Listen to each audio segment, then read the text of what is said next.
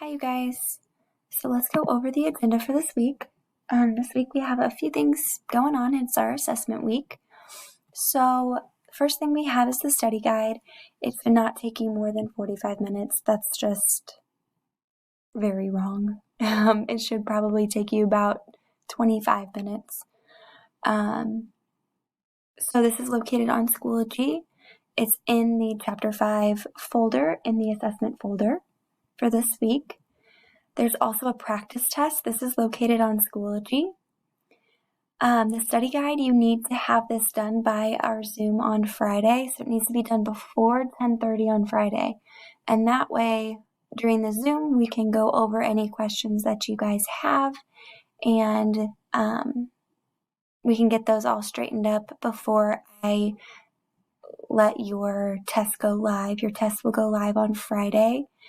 And it will go live after we meet.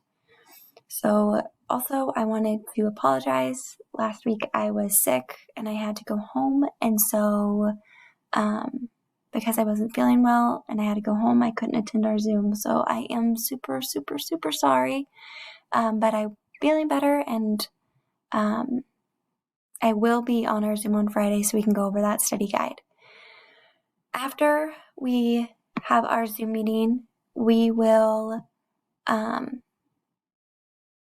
will make the test go live, and that is actually located on Schoology, like it has been the past few times. It'll be in the assessment folder in Chapter 5, and if you show your work on a separate piece of paper and you post it, then I can give you some points for showing your work, as long as I can kind of figure out what you did. So partial credit for that. But that's all we have for this week. And so if you look in our folder, you'll see I put the study guide here for you. If you also click on the study guide assignment, I have also put the study guide in there as well. It says it's due on Tuesday.